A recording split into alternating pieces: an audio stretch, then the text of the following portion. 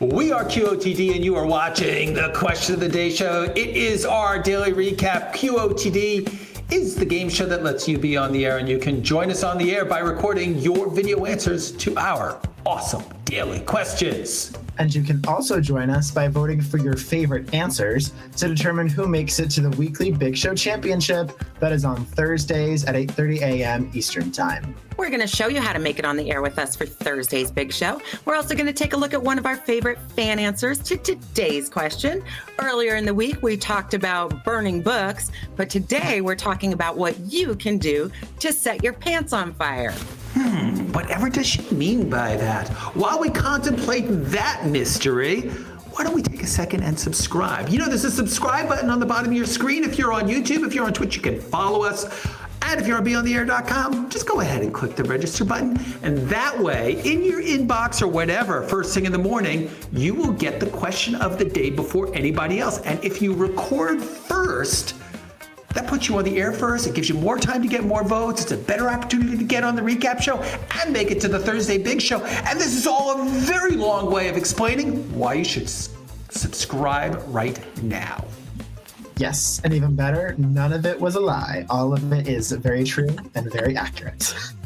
So without further ado, I think we can actually get into today's question of the day. So if I could get a drum roll, please. What is the last lie you told and why did you tell it? Very good one today. I feel like this one is, you know, there's a lot of, I feel like we all tell little white lies a lot, so. Not me, I've never told a lie, and I find this whole question very insulting. Yeah, no, you're being forced to lie about the fact that you've told a lie before. It's a tough question to navigate for a lot of different reasons. Yeah. Yeah, no, and some sage advice I got from my friend Russ many years ago is that let's just say that you were to tell a lie. The important thing is to stick with it. Deny, deny, deny, and then when faced with like incontrovertible evidence, deny. Exactly, yeah. Never let them see you sweat and never let them see the truth. So we have, of course, our amazing answers to this question. Well, except for Keith. Trish and I have some amazing answers to today's question. But before we get to our answers, we can take a quick look at some of our fan answers because they've been sending in their lies from across the world. So what better time than now to look at one of our early favorites. So receiving the distinct honor of blue flame trousers, we have Danielle's answer. The last lie I told was to the Starbucks barista who asked me where my dog was because there must be a regular that looks like me or drives the same car. And I basically made up this whole story about what what breed my dog was and his name. And yeah, I felt bad. I didn't want to embarrass her, but I basically embarrassed myself. I love it. I have great respect for what she did right there because she didn't start that lie. It was somebody else's, lie, I'll call it, but she went with it. She embraced that lie and she made it her own. Good work. You know what? Something very similar just happened to me the other day. I went to the gas station and the guy thought I was somebody else and he said, "And you still owe that $1.30, right?" I was like, "What?" And he said, "From the other day when you didn't have enough." And I was like, "Sure." So I just gave him the $2. Okay. I figured I made somebody else's day with my going along with it. You're fibbing it forward, I think is what they call that. Yes, I like that. Yeah, no recent lies, but I've had some long-term lies that I've held on to for decades. Like I hid my tattoo from my mom and dad. I know that's probably a pretty normal one, but I mean, I went to great lengths. I didn't take my shirt off for 20 years. They'd go, "Oh, you want to go take a jacuzzi?" I'm like, no, I'm not in the mood. I hate water. Whatever. I'm allergic. But anything I would, because once I had asserted that I was going to lie about that, that was it. I held on to it until the bitter end. But then eventually I gave up. It was stupid, and I regret it. I really do, actually. And I apologized.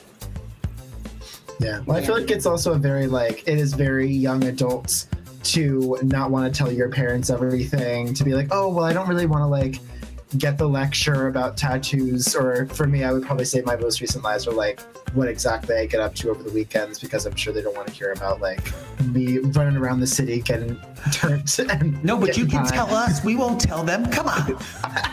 Yeah, no, parents, if you're watching, cover your ears. This is for everyone else that's watching.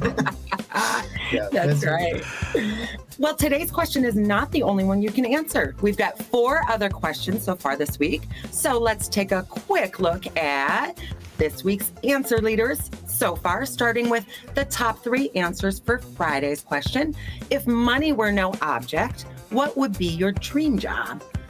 I am living the dream. That's right. That's right. We got this incredibly high-paying, super prestigious job. It's amazing. Where could you possibly go from here?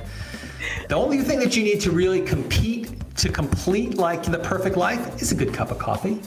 Which brings us to Saturday's QOTD question of the day. I love this question because this is the community sharing their knowledge and expertise with one another. And I've already learned a lot from folks like Angel, Lashana, and Frank. So we have been talking about, in this question, French press, Italian style, Spanish style, and even some people are justifying the use of the Keurig.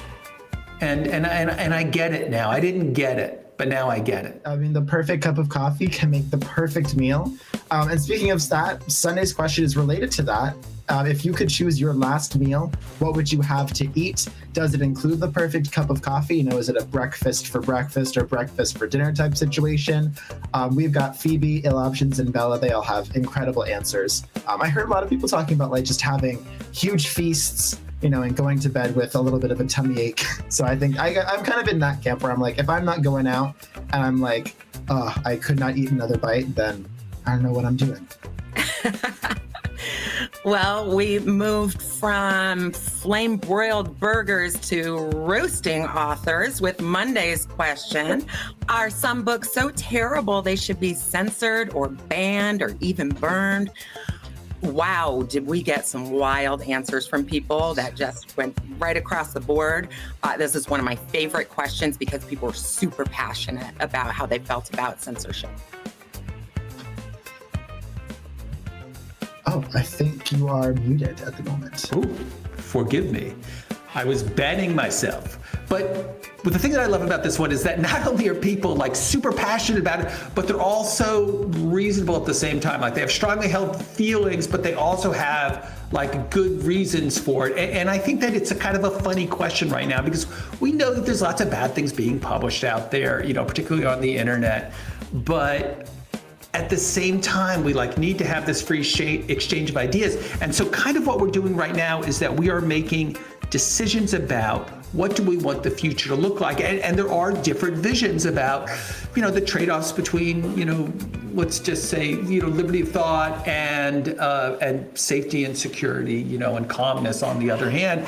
But they're both valid. And we can talk about it right now and have a civil discussion and come up with some reasonable answers. So yet again, another demonstration of the power of QOTD.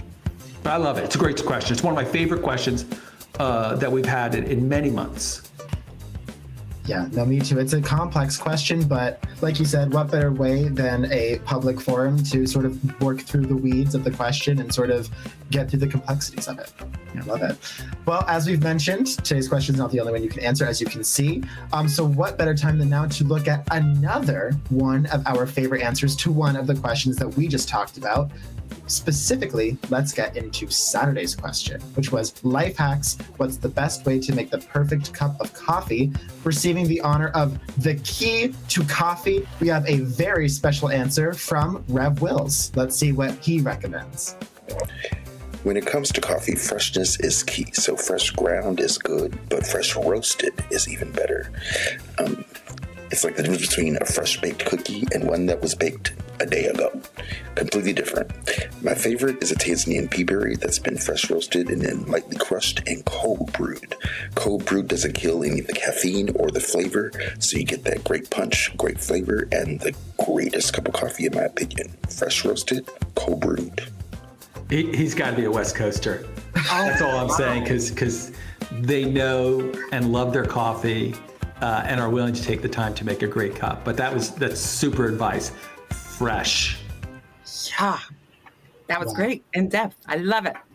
Well, fans, you've got 2 whole days left to submit your own answers for your chance to appear on our Thursday Big Show. That's a super fun finale hosted by Keith, JJ, Reed, and I, where we go over the best of the best videos from the entire week. It's every Thursday at 8:30 a.m. on YouTube, Twitch, and right here at beyondtheair.com. Yes, to record your answer for that big show, you can go to beyondtheair.com and click the orange record button under the 24/7 live game stream. And we can still answer today's question or any of this week's other questions for your chance to tell us about your latest lies, for your chance to be the coffee sommelier that we all need, and for your chance to join us on the air.